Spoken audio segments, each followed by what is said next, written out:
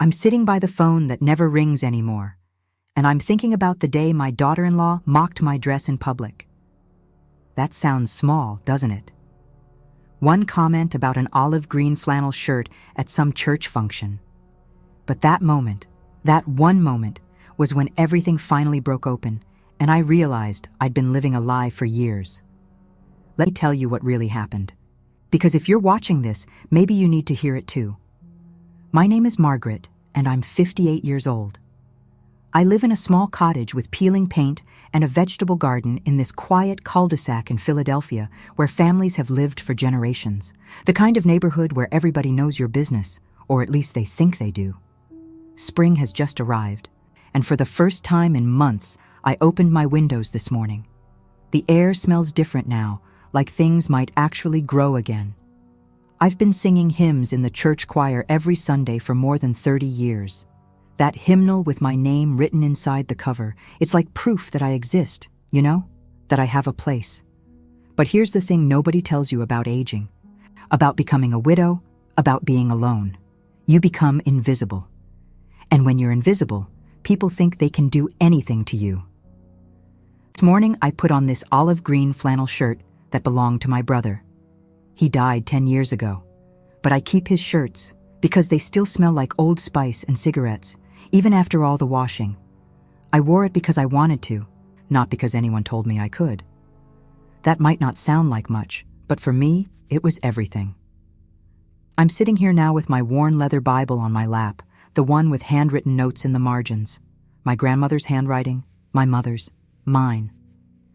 3 generations of women who believed that if you just prayed hard enough, if you just loved hard enough, if you just gave enough of yourself away, everything would work out. I'm looking at those notes now, and I'm thinking about how much I believed that, how much it cost me. The phone rings maybe once a week now, and it's usually someone trying to sell me something. My son doesn't call anymore. My daughter-in-law certainly doesn't, but I'm getting ahead of myself. Let me start at the beginning. Or at least where I thought the beginning was. I bought this cottage 42 years ago with my husband James. We raised our son here, planted that garden, painted these walls a dozen times in a dozen different colors. The paint is peeling now, sure, but I can see every layer underneath. Yellow from 1985, blue from 1992, white from the year James died. Each one is a memory. There's a pile of mail on the table next to me. Bills I'm allowed to see. Statements from accounts I'm not allowed to touch anymore. How did that happen? How did I become a guest in my own home? The cottage sits at the end of the cul-de-sac, right where the street curves around and comes back on itself. Mrs. Patterson lives across from me. Been there 35 years. The Johnsons are next door. They moved in when their kids were small, and now those kids have kids of their own. Everybody waves. Everybody says hello. But nobody really sees what's happening inside these houses, do they?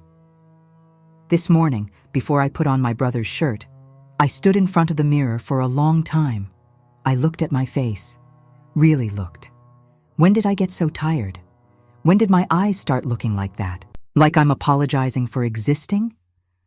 The triggering event, the thing that set everything in motion, happened 3 weeks ago. My son sent me a text message. Just a text. Not a phone call, not a visit. He said they wouldn't be coming for Easter dinner this year. They had other plans. I'd been preparing for weeks. I'd made lists. I'd planned the menu around Rebecca's dietary restrictions. I'd bought a new tablecloth with money I had to ask permission to spend. Other plans. I sat with that text message for an hour, just staring at it. And something in me whispered, very quietly, that this wasn't normal. That children don't usually treat their mothers this way. But then another voice, the louder one, the one I'd been listening to for years, said I was being dramatic, said I should be grateful they talked to me at all, said I was lucky to have them in my life. I picked up that leather Bible then, the one I'm holding now. I flipped through the pages, looking for comfort the way I always did. But this time, I noticed something I'd never really seen before. All those notes in the margins, all that beautiful handwriting from the women who came before me. You know what they wrote about? Sacrifice, submission, turning the other cheek, bearing your cross, Not a single note about standing up for yourself. Not one word about saying no. I put the Bible down and I cried. Not the quiet crying I'd gotten used to, the kind you do in the shower so nobody hears. This was different. This was the kind of crying that comes from somewhere deep, somewhere you didn't even know was hurting. I looked around my cottage then, really looked at it. The furniture I'd inherited from my mother, the dishes I'd bought at estate sales when James and I were young and broke, the photographs on the mantel, most of them gathering dust because Rebecca said they were depressing. This was my home, mine, but it didn't feel like mine anymore. The garden outside my window is starting to come alive again. I can see the first green shoots pushing through the soil. Peas, I think, or maybe beans. I planted them last fall, before the cold came.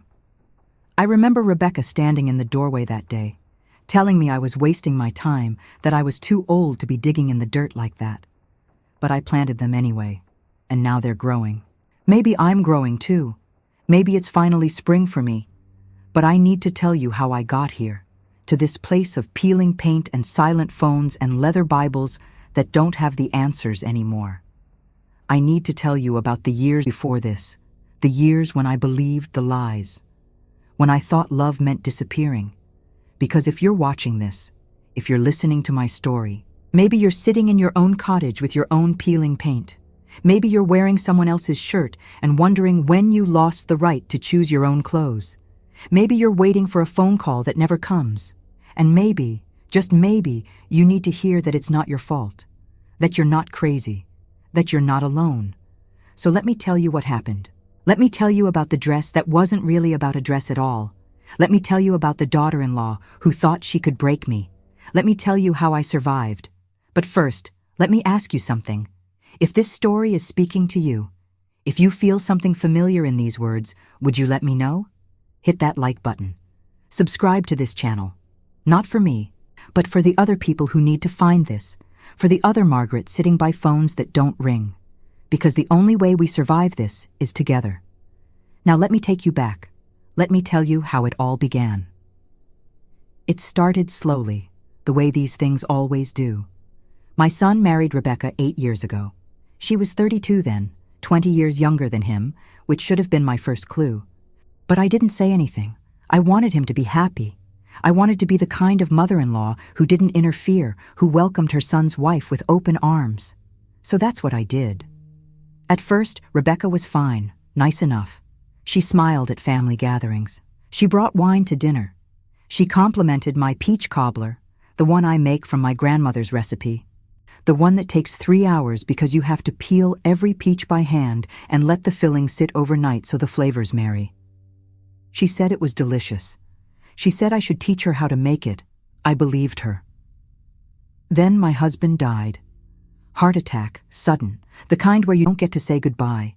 1 minute he was reading the newspaper in his chair, the next minute he was gone. I was 54 years old, and suddenly I was alone in this cottage with nothing but memories and that damn vegetable garden. The money came then. Life insurance. James's pension. The house was paid off. I wasn't rich, not by any stretch, but I was comfortable. I had enough. More than enough, actually. Enough to live on for the rest of my life if I was careful. That's when everything changed. My son started visiting more. So did Rebecca. They'd stop by on Sundays after church, which was nice at first. I'd make lunch. We'd sit in the garden if the weather was good. They'd ask how I was doing, if I needed anything, if the house was too much for me. "The roof needs work, Mom," my son would say, looking up at the ceiling like he could see through it. "Have you thought about what you're going to do about that?" "The garden's getting to be a lot for you, isn't it?" Rebecca would add, watching me pull weeds. "All that bending and digging.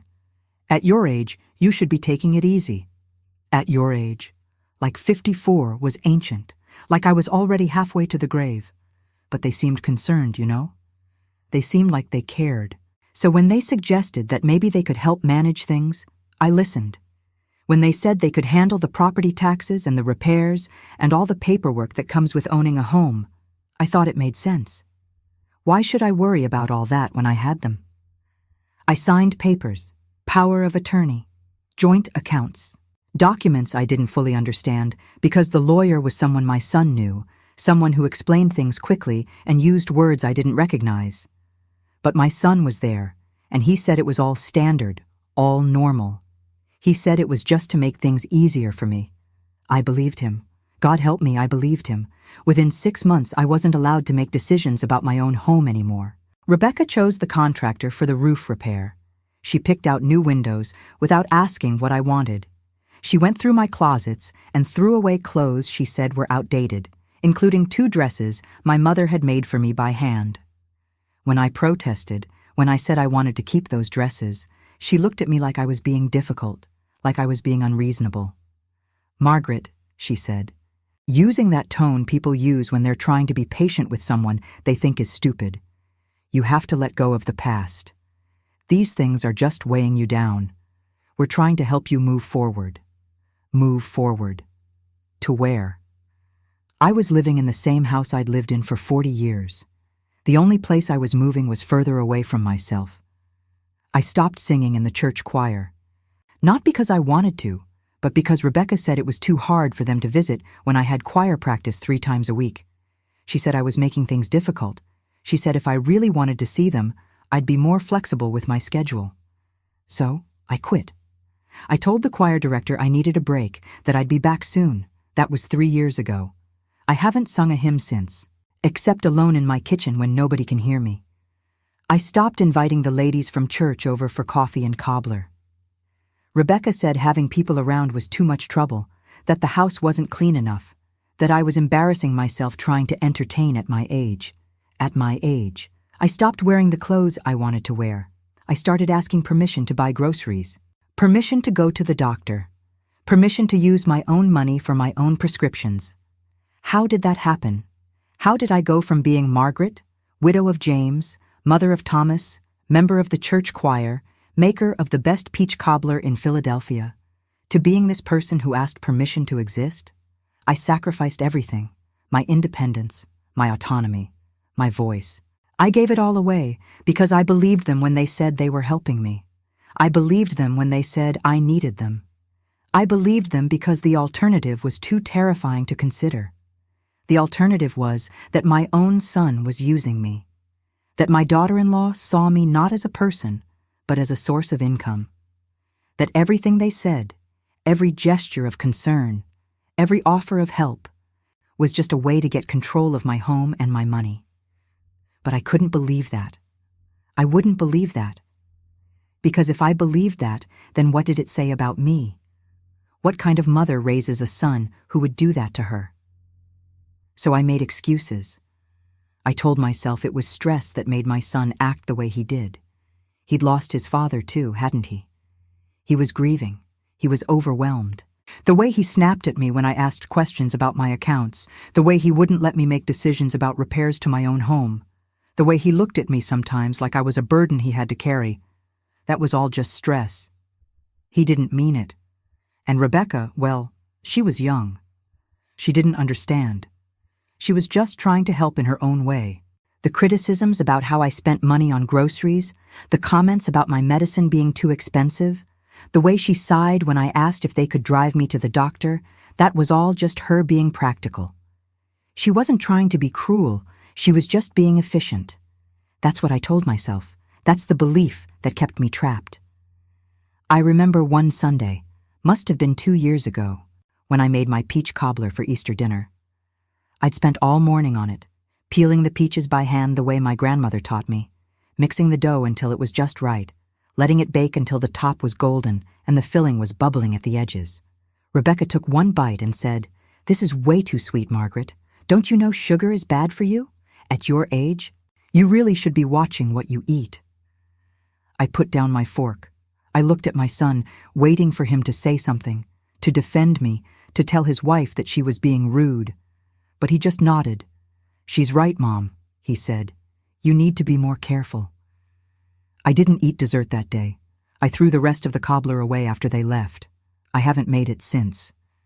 That night, I sat in my garden as the sun went down, and I tried to remember the last time I'd felt happy. Really happy. Not the kind of happiness you fake for other people, but the real thing, the kind that fills you up from the inside. I couldn't remember. It had been that long, but I still believed them. I still told myself it was stress. I still made excuses. Because what else could I do? Spring was coming, though. I could feel it even then, even on that cold Easter evening. The earth was waking up. Seeds were stirring underground. And something in me was stirring too. Something I didn't have words for yet. Something that would eventually save my life. The microaggressions came in waves, little things, constant things. The kind of things that individually seem too small to complain about, but together create this suffocating weight. Rebecca started coming into my cottage without knocking. She'd just walk in, like she owned the place, which on paper, I suppose she kind of did. My son's name was on the deed now, along with mine. How had that happened? When had I agreed to that? She'd walk through my rooms, touching things, moving things, making comments. "This couch is really dated, Margaret. We should get rid of it. Why do you keep all these old photographs out? It's so cluttered. This kitchen is filthy. Don't you ever clean?" I cleaned constantly. The cottage was immaculate, but nothing was ever good enough. My son started making decisions about repairs without telling me. I'd come home from the grocery store to find contractors in my yard, replacing the fence I'd had for 30 years with something modern and ugly that Rebecca picked out. When I asked why nobody had consulted me, he said, "I told you about this last week, Mom. Don't you remember? Maybe we should get your memory checked." I remembered. He'd never told me, but the way he said it, so concerned, so worried, made me doubt myself. Maybe I had forgotten. Maybe my memory was going. Maybe I was losing it. That's what they wanted me to think, that I was the problem. My birthday came and went without acknowledgement. I turned 56 in complete silence. No card, no phone call, no visit. I sat in my cottage that evening with my leather Bible and I cried. I flipped through the pages, looking for comfort in my grandmother's notes, my mother's notes. But the words felt hollow. "Blessed are the meek," one note said. "Turn the other cheek," said another. But what if turning the other cheek just meant letting people hit you twice? 2 months later, I got sick. Nothing serious, just a bad flu, but I was in bed for a week with a fever. I called my son, asked if he could bring me some soup, some medicine.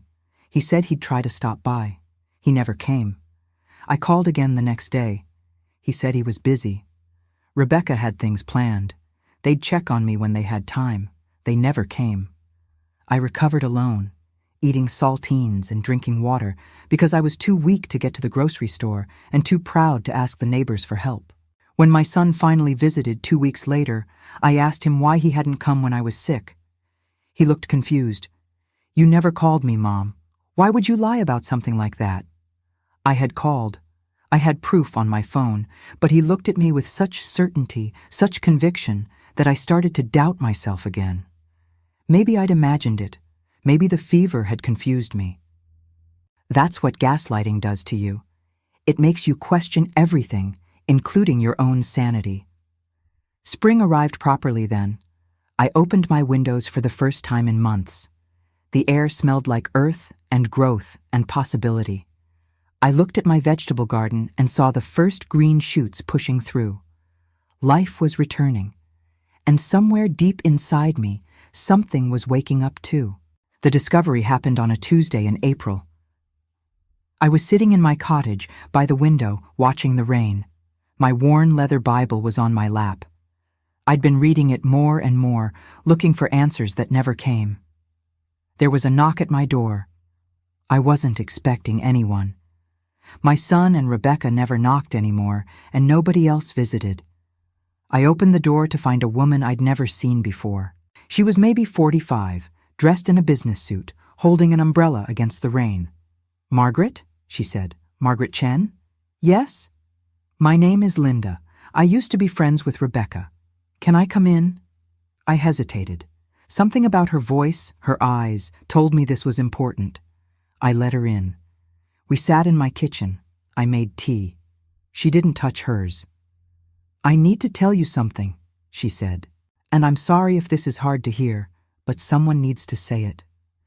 She told me she'd been Rebecca's friend years ago, before my son. They'd had a falling out after Linda discovered Rebecca had stolen money from her mother while her mother was in the hospital. Linda had confronted her, and Rebecca had cut her off, told everyone Linda was crazy. "I saw you at the grocery store last week," Linda said. "I saw how you were buying food, counting every penny, putting things back because you couldn't afford them. And I saw your son's car in the parking lot. He was driving a brand new Bentley Continental, cream white. I know what those cost, Margaret, and I know where that money came from." I sat very still. I felt like the room was tilting. "I've seen this before," Linda continued, "with my own mother. The way they isolate you, the way they make decisions for you, the way they make you feel like you're losing your mind. This isn't normal, Margaret. This isn't how families treat each other." After she left, I sat alone for hours. I picked up my Bible and flipped through it, but the words were just words. They didn't comfort me anymore. They didn't protect me. I thought about the Bentley. Cream white, Linda had said. I'd never seen it. My son always claimed he was struggling financially, that he needed to watch every dollar. But he was driving a car that cost more than my entire cottage was worth. Where had the money come from? I knew where. I knew, but I'd been refusing to see it. That night, I did something I hadn't done in 3 years. I called the bank. I asked for statements on all my accounts, the ones my son supposedly managed for me. What I discovered made my blood run cold. Thousands of dollars withdrawn every month. Transfers to accounts I didn't recognize, payments for things I'd never authorized. My life insurance money, the money James had left me to live on, was disappearing. I'd trusted them with everything, and they were stealing it. I sat at my kitchen table with those statements spread out in front of me, and something inside me just collapsed. Not a breakdown, exactly. More like a dismantling. Every belief I'd held about my family, about my son, about my place in the world, fell apart piece by piece. I heard myself making sounds I didn't recognize, animal sounds, grief sounds, the kind of crying that comes from your bones. I picked up my worn leather Bible and held it against my chest, rocking back and forth, trying to find comfort. But there was no comfort there. Just old paper and old words written by women who'd accepted their suffering as virtue. I didn't want to be virtuous anymore. I wanted to be free. I looked at the photographs on my mantle, all those smiling faces from Thanksgivings and Christmases past. My son as a baby, my son as a teenager, my son on his wedding day with Rebecca beside him in white. Who was that man? Had I ever really known him? The leather Bible slipped from my hands and fell to the floor, landing open to a page with my mother's handwriting. The Lord works in mysterious ways. She'd written next to a verse about suffering. But this wasn't mysterious. This was theft. This was abuse. This was my own child treating me like an ATM machine instead of a human being. I spent that night on the floor of my kitchen, surrounded by bank statements and old photographs and broken beliefs.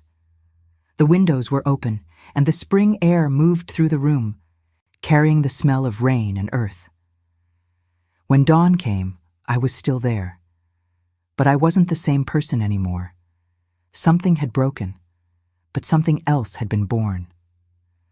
I looked at those bank statements again, and this time, instead of despair, I felt something else. Something cold and clear and focused. Anger. Pure, clean anger. And anger, I was about to discover, could save your life. The next few weeks were strange. I moved through my days like a ghost, cooking meals I barely ate, tending a garden I barely saw.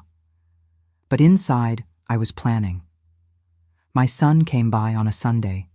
He stood in my kitchen, talking about nothing, asking about my health, my garden, the weather.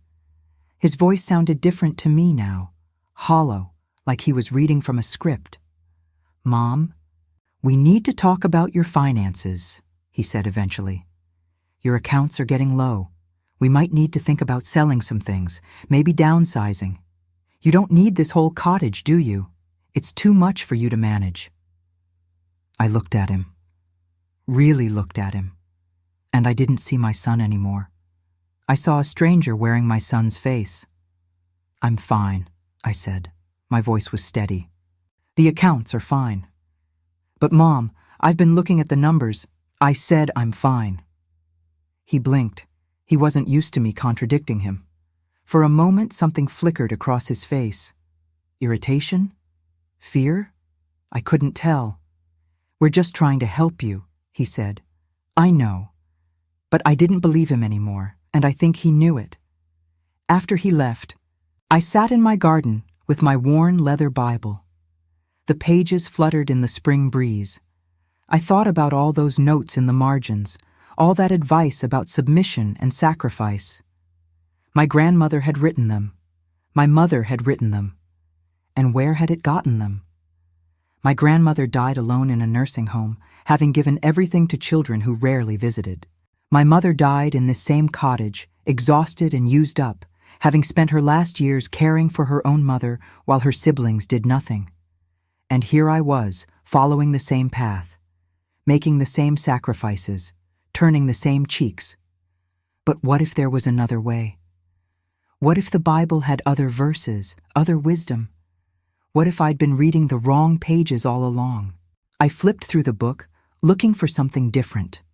And there, in Proverbs, I found words my grandmother had underlined. Wisdom is vindicated by her deeds. Not submission, not sacrifice, wisdom, action, deeds. I closed the Bible and looked at my garden. The peas were growing. The beans were climbing their poles. Life was pushing forward despite everything. Maybe I could too. The confrontation with the rest of the family happened gradually. First, Rebecca's mother called. She'd heard I was having troubles, that I was confused about my finances. She wanted me to know that Rebecca was just trying to help, that I should be grateful to have such a caring daughter-in-law. I listened to her talk. I didn't argue. I just said, "Thank you for calling," and hung up. Then my son's old college friend stopped by. Apparently Rebecca had been spreading stories about me, saying I was losing my memory, that I needed more help than they could provide, that they might need to look into assisted living options. He wanted to check on me, he said, make sure I was okay. I made him tea. We sat in the garden. I asked him about his work, his children, his life. We talked for an hour, and when he left, he looked confused. I wasn't the confused, declining woman Rebecca had described. I was sharp, present, completely myself. The whisper campaign was starting. Rebecca was laying groundwork, preparing people to believe I was incompetent. That way, when they finally moved me out of my cottage, when they took the last of my money, nobody would question it. Everyone would think they were doing the right thing. But I wasn't going to let that happen. I called Linda, Rebecca's former friend. We met for coffee at a diner in Northeast Philadelphia, far from my neighborhood.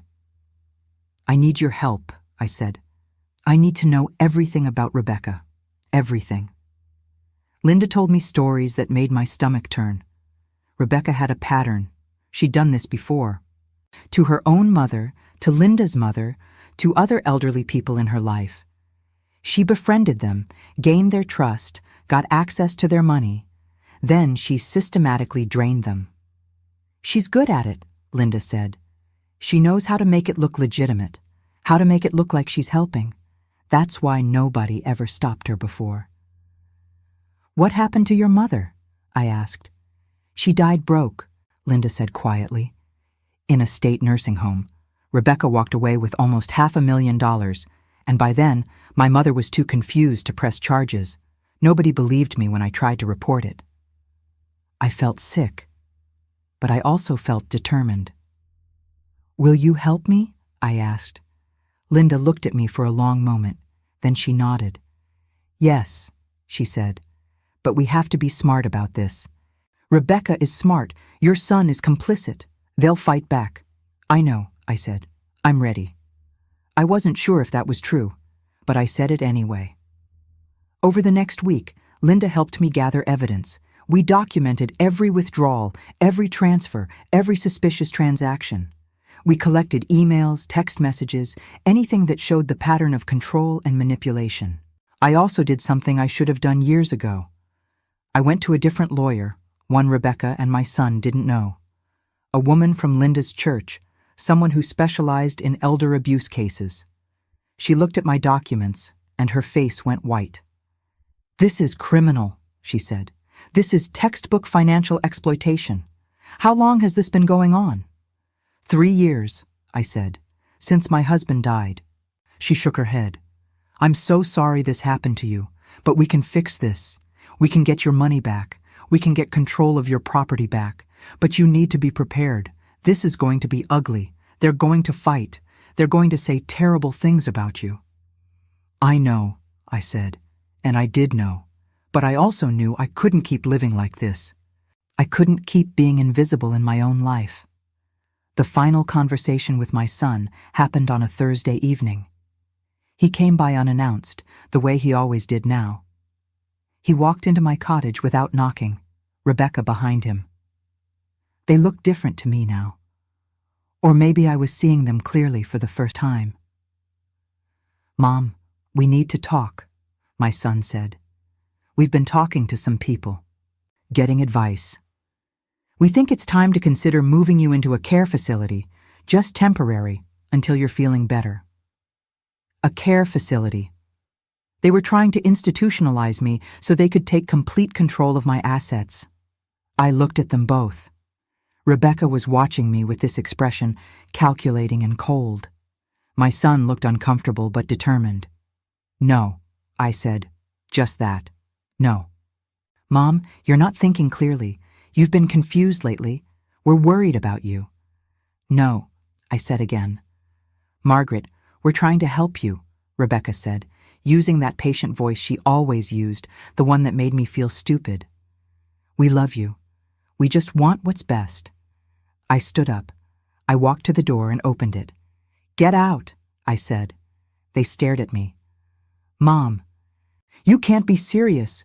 Get out of my house now." My son's face changed. The mask slipped. I saw anger there, real anger. "You're making a mistake," he said. "You need us. You can't manage on your own. Get out." Rebecca grabbed my son's arm. "Come on," she said. "Let her calm down. We'll deal with this later." They left. I closed the door behind them and locked it. My hands were shaking so hard I could barely turn the deadbolt. But I'd done it. I'd said no. And I hadn't explained why. I hadn't justified it. I hadn't asked permission. I just said no. That night I barely slept. I kept expecting them to come back, to break down the door, to force me to do what they wanted. But they didn't come. When morning arrived, I was still free, still in my cottage, still myself. The spring sun came through my open windows, and I could smell the garden, the earth waking up. I picked up my worn leather Bible and held it, but I didn't open it. I didn't need those words anymore. I had my own words now. I had no, and that was enough. The first liberation came on a Monday morning in May. The lawyer I'd hired sent letters to my son, to Rebecca, to their bank. Cease and desist orders, notice of investigation into financial exploitation, demands for full accounting of every transaction. I changed all my passwords. I opened new bank accounts at a completely different institution. I moved what was left of my money somewhere they couldn't touch it. It wasn't much. They'd taken most of it. But it was mine now. I also called my cousin Margaret, the one who lived on the other side of Philadelphia. I'd barely spoken to her in years. Rebecca had discouraged the relationship, said cousin Margaret was judgmental, said she didn't really care about me. But when I called, cousin Margaret answered on the first ring. "I need help," I said. "I know," she said. "I've been waiting for you to ask." She'd seen what was happening. Everyone had seen it, apparently. They'd just been waiting for me to realize it myself, to be ready to leave. "I have a guest house," she said, "on my property. It's small, but it's yours if you want it. You can stay as long as you need. You'll be close, but you'll be independent. You'll have your own door, your own space." I started crying. I couldn't help it. "Thank you," I whispered. You're my family, she said. Real family, not the kind that uses you. That afternoon, Linda came over with boxes. We started packing. Not everything, just the essentials. My clothes, my photographs, my worn leather Bible, the few pieces of jewelry my mother left me that Rebecca hadn't stolen. We worked in silence mostly. Every item I packed felt like a weight lifting. When we got to my bedroom closet, Linda pulled out my olive green flannel shirt, the one that belonged to my brother. This one? She asked. Yes, I said. Definitely that one. The first night in Cousin Margaret's guest house was strange. The space was smaller than my cottage, just a large room with a kitchenette and a bathroom. But it was clean. It was mine. And most importantly, I could lock the door. I sat on the bed and looked around. I'd brought almost nothing, but somehow it felt like more than I'd had in years. I had myself back. I had my voice back. I took out my worn leather Bible and set it on the small table by the bed. Then I did something I hadn't done in 3 years. I sang. Just quietly, just to myself. One of the hymns from church. My voice was rusty, shaky, but it was mine. The next morning, Cousin Margaret knocked and invited me for coffee. We sat on her porch, watching the sunrise. You did the right thing, she said. Did I? Yes, and I know it doesn't feel like it yet. I know you feel guilty, but you did the right thing. I sipped my coffee. It was good coffee, better than I'd had in years. I'd forgotten what it was like to have something nice just because it was nice, not because someone had approved it. They're going to fight back, I said. I know, but you're not alone. You have me, you have Linda, you have that lawyer, and most importantly, you have yourself again. Over the next few days, I started doing things I hadn't done in years. Small things, simple things. I went to the grocery store and bought whatever I wanted without checking my account balance a dozen times. I bought flowers for my room just because they were pretty. I called old friends from church and made plans to meet for lunch. I also went back to choir practice. The choir director cried when she saw me. I thought we'd lost you, she said. You almost did, I told her. Singing again felt like breathing after holding your breath underwater. I'd forgotten how good it felt, how right. My voice was weaker than it used to be, but it was there. Still there. The liberation symbol, the thing that really marked my freedom, came 2 weeks after I moved out. My son had been calling constantly, leaving voicemails that ranged from angry to pleading to threatening. Rebecca had sent emails, long ones, explaining how hurt they were, how I was making a mistake, how they'd only ever tried to help me. I didn't respond to any of it. Then my son showed up at Cousin Margaret's house. He stood at the door of the guest house and knocked. Pounded, really. I opened the door, but I didn't let him in. Mom, this is ridiculous. You need to come home. We need to talk about this. No, I said. What do you mean, no? Just no. I don't need to explain.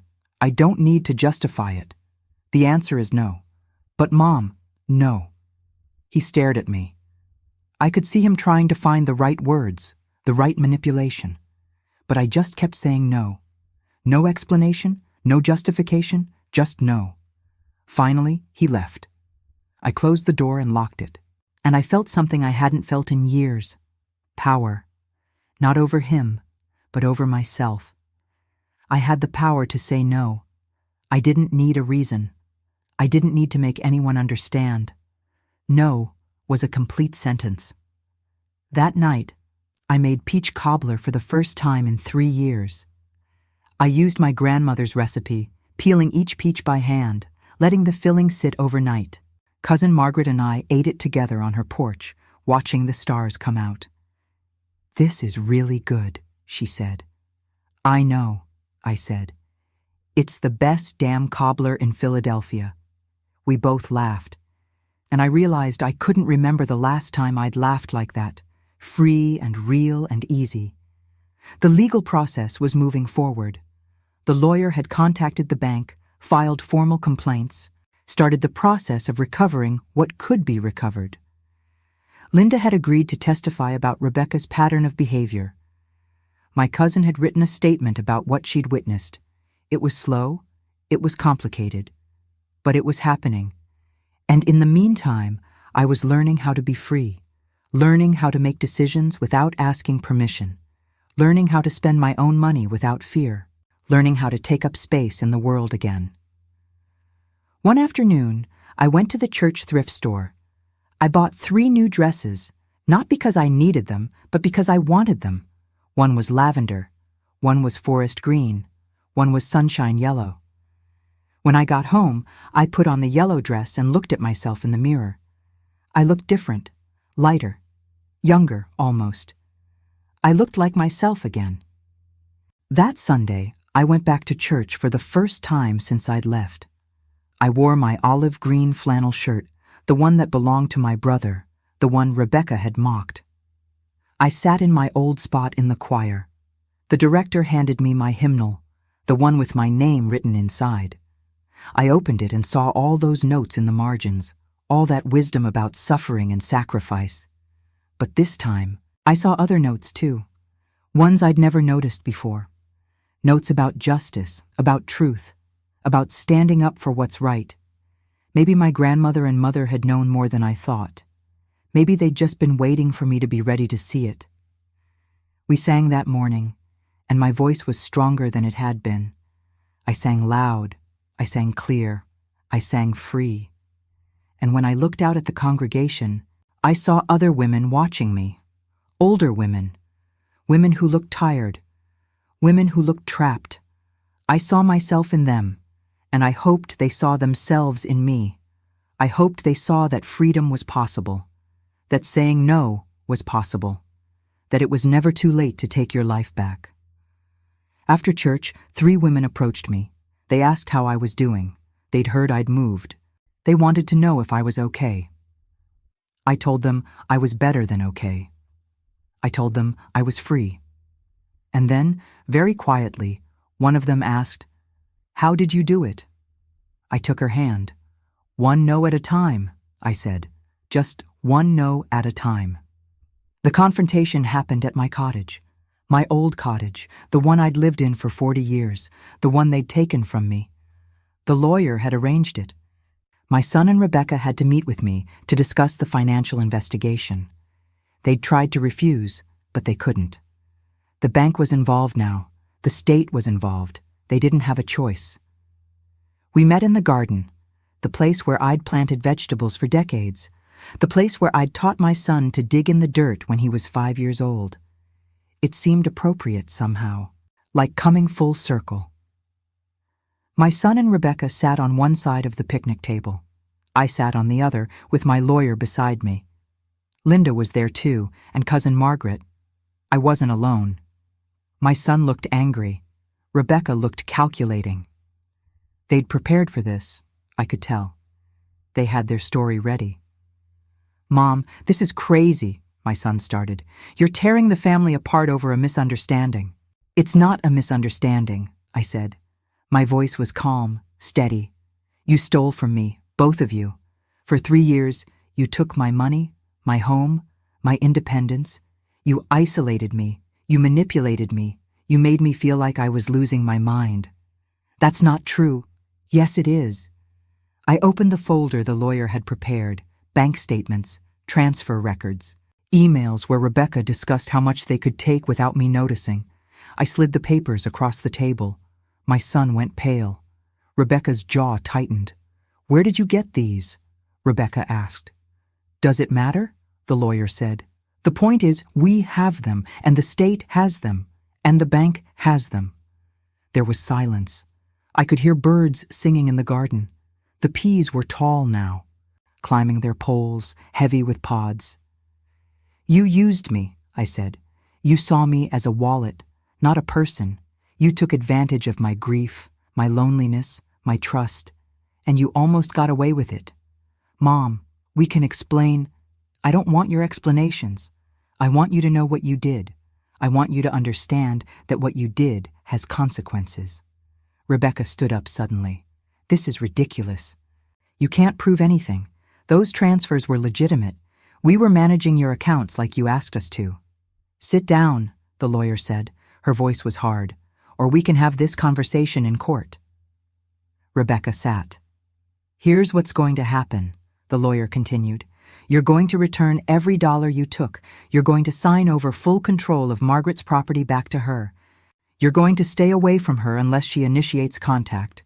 And if you don't agree to all of this right now, we're pressing criminal charges. Elder abuse, financial exploitation, fraud. My son looked at me. For a second I saw something in his eyes. Regret? Shame? I couldn't tell. Mom, please. Sign the papers, I said. They signed. They didn't have a choice. The evidence was overwhelming. When it was done, when all the documents were signed and witnessed, they stood to leave. Rebecca walked away without looking back. But my son paused. I'm sorry, he said quietly. I looked at him.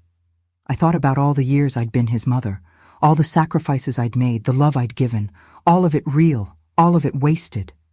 No, you're not, I said, but maybe someday you will be. He left. I watched him get into that cream-white Bentley Continental, the one he'd bought with my money. I wondered if he'd have to sell it now to pay me back. I hoped so. After they drove away, I sat alone in the garden. My cottage, my life. The lawyer had told me I could move back in if I wanted. The property was mine again, but I wasn't sure I wanted to. This place had too many ghosts now, too many memories of who I used to be, small and scared and invisible. I looked at the vegetable garden, at the peas and beans growing strong. I'd planted these before everything fell apart. I'd planted them when I was still that other Margaret, the one who asked permission to exist. But I'd also planted them knowing spring would come, knowing things would grow. Maybe some part of me had always known I'd survive this. I picked a handful of peas and ate them right there in the garden, still warm from the sun. They were sweet and perfect. My worn leather Bible was in my bag. I took it out and opened it, but this time I didn't look for answers in someone else's handwriting. Instead, I found a blank page in the back. I wrote my own note, my own wisdom. You have the right to say no. You have the right to leave. You have the right to choose yourself. I signed it. Margaret, age 58. Maybe someday another woman would find these words and know she wasn't alone. The second twist came 3 weeks later. I just started to relax, to believe it was really over. The money was being returned in installments. I decided to sell the cottage and stay in Cousin Margaret's guest house permanently. I was making plans, thinking about the future. Then Rebecca called. I almost didn't answer, but something made me pick up. Margaret, I need to talk to you.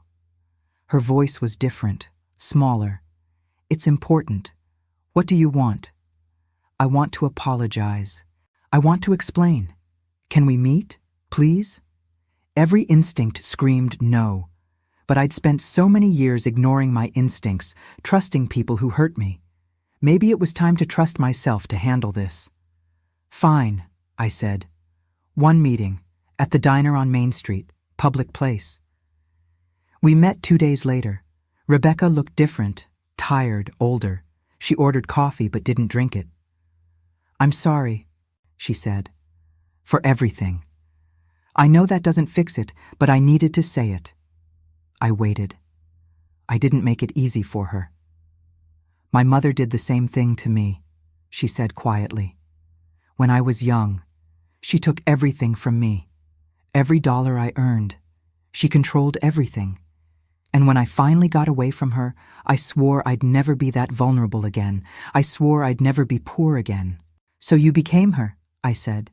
She flinched. Yes, I became her, and I didn't even see it happening.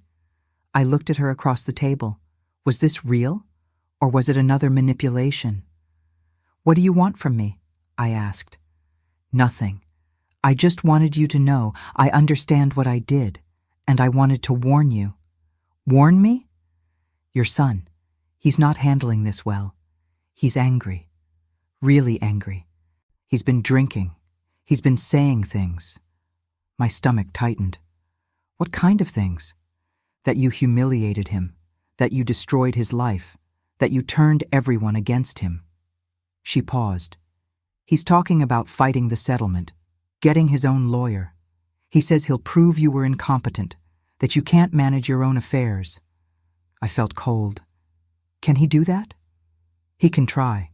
He probably won't win, but he can make your life hell trying. She stood up then. I know you have no reason to believe me, but I am sorry, and I hope you stay safe. She left before I could respond. I sat in that diner for an hour, my coffee going cold. Was she telling the truth, or was this part of some larger game? I called my lawyer. She said it was possible. My son could challenge the settlement, claim I'd been coerced or confused. It would be expensive for him, and he'd probably lose. But he could do it. Do you think he will? I asked. Honestly? I don't know. People do strange things when they're cornered. That night I couldn't sleep. I kept thinking about my son, about the anger in his eyes at the cottage. I'd seen it before, that look. When he was younger, when he didn't get what he wanted, he'd always had a temper. But he was my son. Surely he wouldn't really try to hurt me. The next day, I found out I was wrong. He filed a petition with the court claiming I was mentally incompetent. He submitted statements from Rebecca's mother, from his friends, from neighbors who barely knew me. All of them said the same thing, that I'd seemed confused, that I'd forgotten things, that I needed help. It was all lies, but it looked convincing on paper. The hearing was scheduled for 2 months away. My lawyer said not to worry, that we had plenty of evidence of my competence. But I was worried. Courts got things wrong sometimes, especially with elderly people, especially with women. What if I lost? What if they put me in a facility? What if I lost everything I'd fought for? I sat in my little guest house that night, holding my worn leather Bible, trying to find comfort. But there wasn't any. This wasn't over. It might never be over. Then Linda called. She'd heard about the petition, and she had news. I've been digging, she said, into Rebecca's past, and I found something big. She'd discovered that Rebecca had done this before to 3 other elderly people. One had died before pressing charges. One had been too intimidated to follow through. But one, an elderly man in New Jersey, had actually won a judgment against her. It's public record, Linda said. She was ordered to pay restitution for financial exploitation. It's exactly what she did to you. Can we use this? Absolutely. It shows a pattern. It proves this wasn't a misunderstanding or a family dispute. It proves she's a predator. The lawyer filed the information with the court.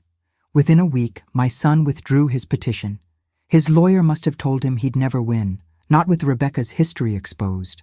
It was over, really over this time. But the price had been high. My relationship with my son was destroyed. Maybe permanently. Part of me mourned that. Part of me always would.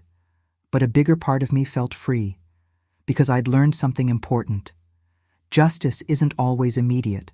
Sometimes it's cumulative. Sometimes it takes years of small consequences, building up until they finally tip the scales. Rebecca lost everything eventually. Her reputation was destroyed when Linda shared her story publicly.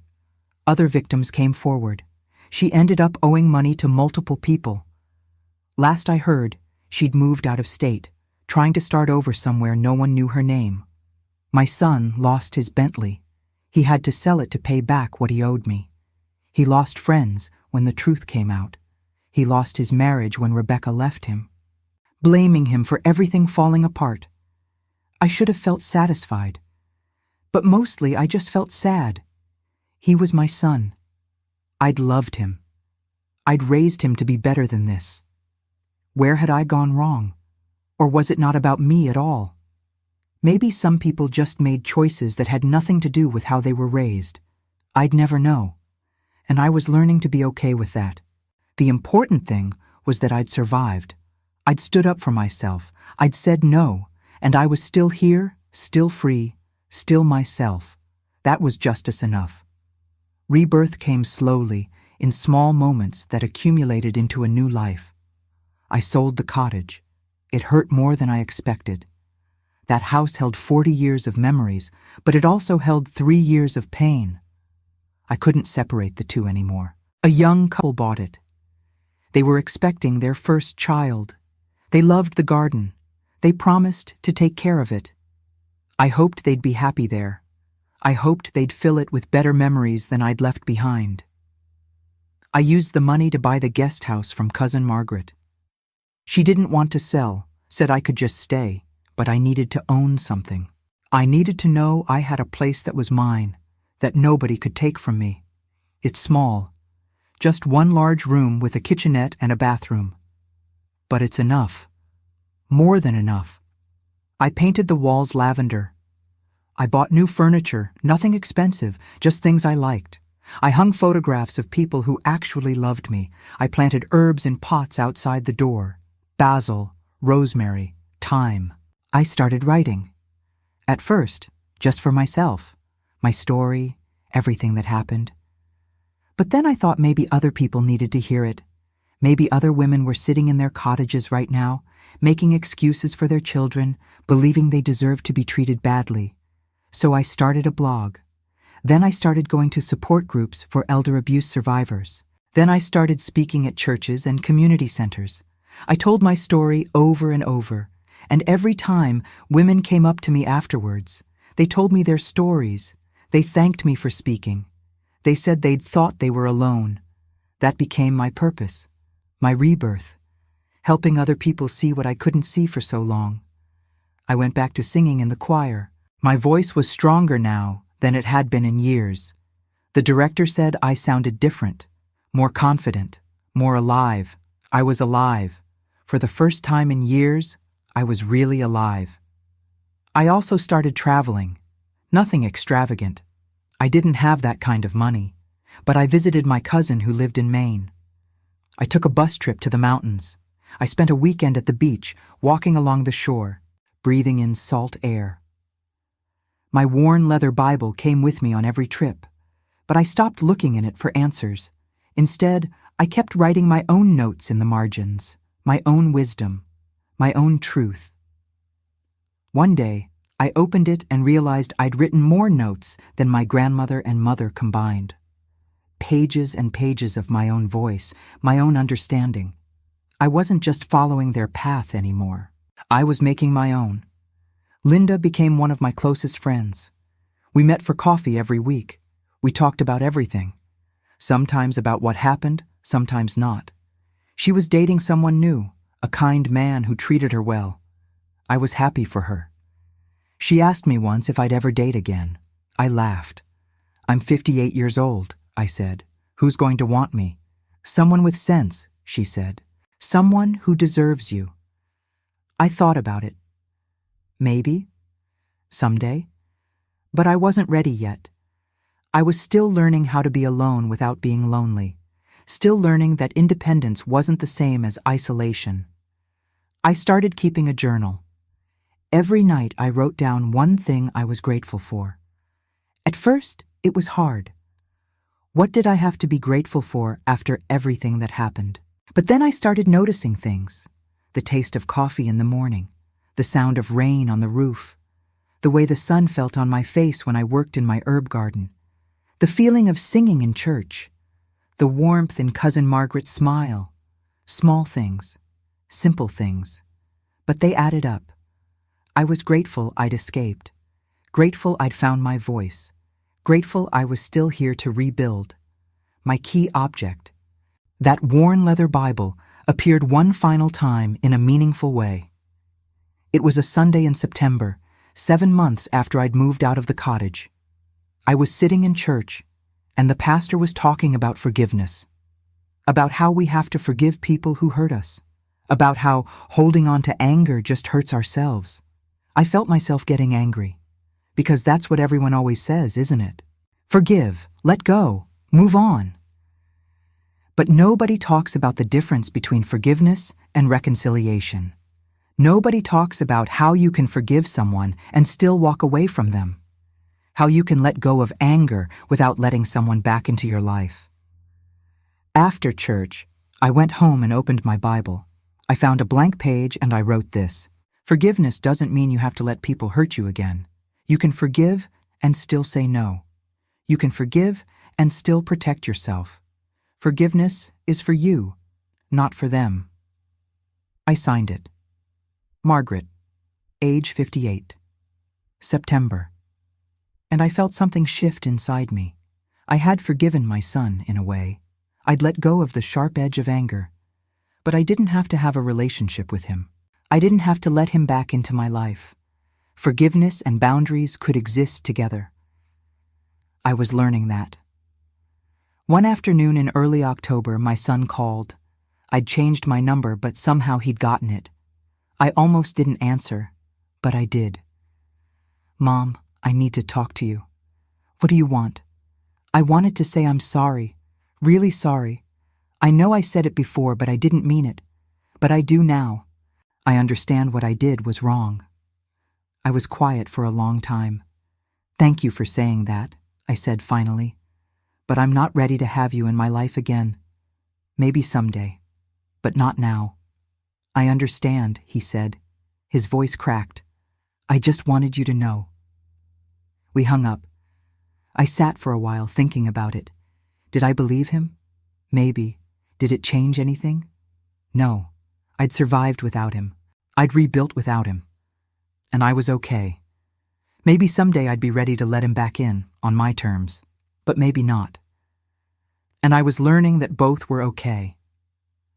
As fall turned to winter, I found myself thinking less and less about what happened, and more about what was ahead. I was planning a trip to visit a friend from my old church who'd moved to Florida. I was thinking about taking writing classes. I was considering getting a cat. Small dreams, simple dreams. But they were mine. I'd also been approached by a local nonprofit that helped elder abuse survivors. They wanted me to join their board, to help shape programs and policies. I said yes. This was my final destination, I realized. Not a place, but a purpose. Helping others, sharing what I'd learned, making sure other people didn't have to suffer in silence the way I had. I thought about Cousin Margaret's guest house, about how it was supposed to be temporary. But it didn't feel temporary anymore. It felt like home. I was close to family, but independent. I had my own door, my own space, my own life. But I wasn't alone. That was the balance I'd been looking for all along. Connection without control, family without obligation, love without sacrifice. I'd found it. Not where I expected, not in the way I'd imagined. But I'd found it. And that, I realized, was its own kind of miracle. It's been a year now since I left that cottage. Spring has come around again, and with it, a sense of completion. The earth is waking up, life is pushing forward, and I'm still here. Still free. Still myself. I'm sitting outside my little house, the one I own now, drinking coffee and watching the sunrise. The herbs in my pots are starting to grow again. My cousin is still asleep in her house nearby. I can see her windows from here, but she can't see into mine. It's perfect.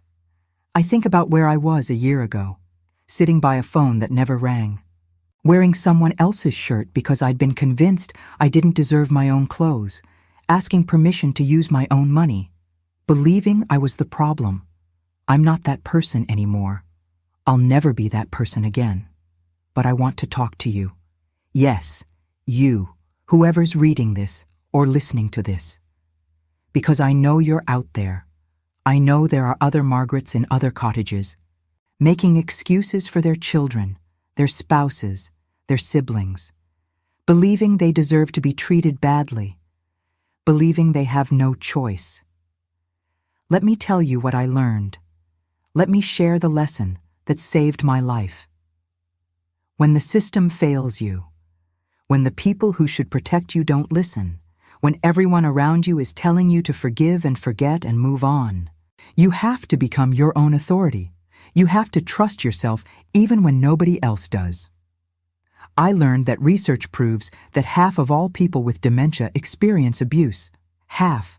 And statistics indicate that about 5% of seniors suffer physical abuse.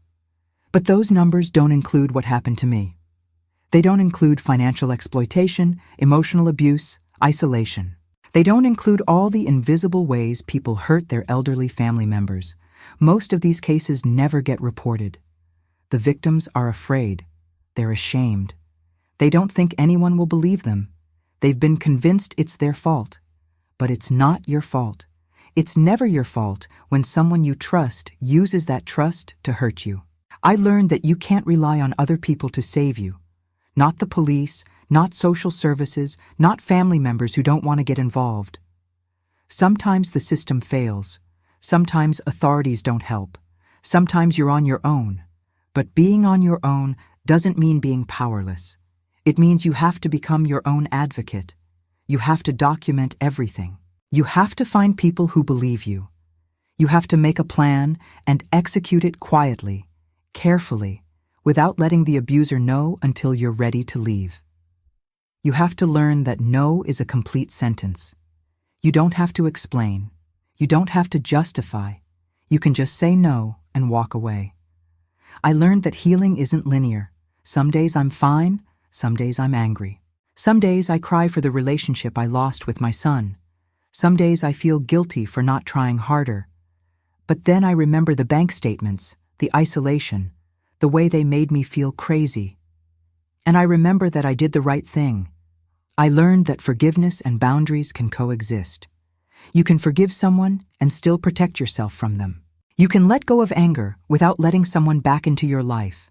Forgiveness is for you, not for them. I learned that it's never too late to start over. I'm 58 years old. I thought my life was over, but it wasn't. It was just beginning. I learned that small joys matter. The taste of good coffee, the smell of herbs growing, the sound of rain, the feeling of singing. These small things saved me when everything else was falling apart. I learned that telling your story matters. Every time I share what happened to me, someone else recognizes themselves in it. Someone else realizes they're not alone. Someone else finds the courage to leave. That's why I'm telling you this. That's why I've laid all of this out, every painful detail. Because someone out there needs to hear it. Someone needs to know that escape is possible, that freedom is possible, that saying no is possible. I think about my worn leather Bible now, with all those notes in the margins. 3 generations of women, all of us trying to understand how to live. My grandmother, my mother, and now me. They wrote about sacrifice and submission. I wrote about boundaries and self-respect. Maybe someday, my daughter or granddaughter, if I ever have one, will write something else. Something even wiser. But for now, this is what I know. This is what I want to pass on. You have the right to say no.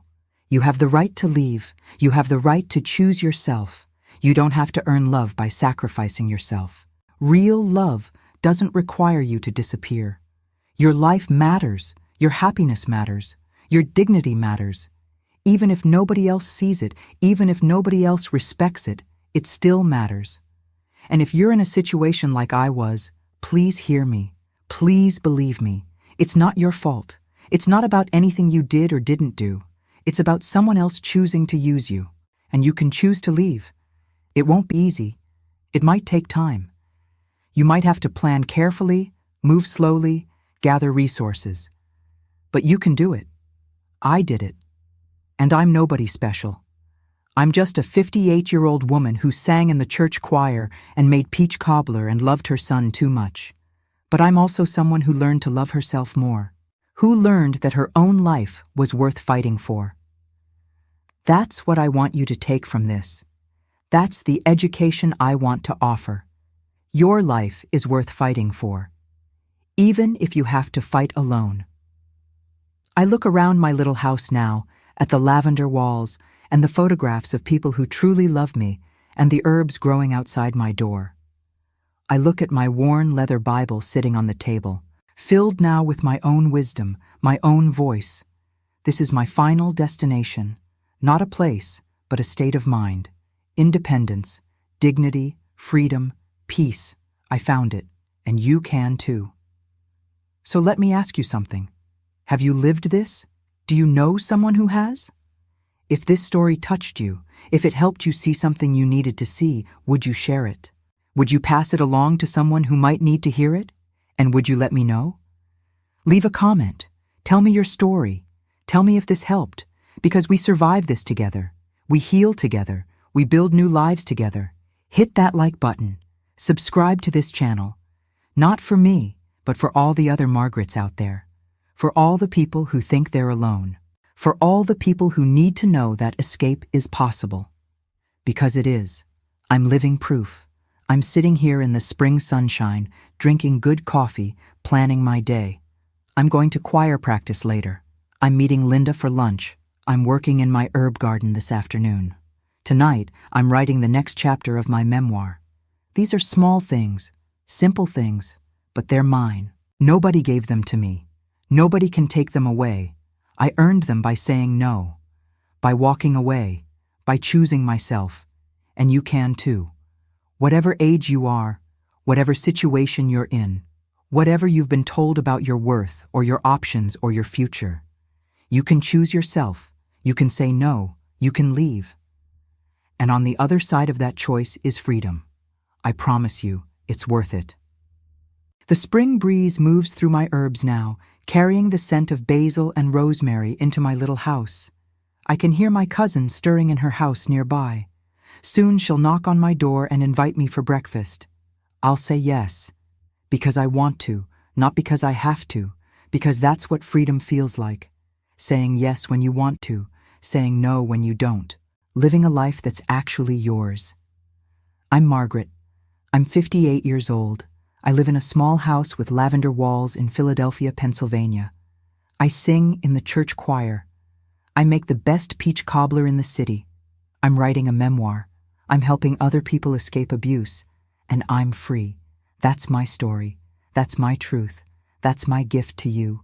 Use it well.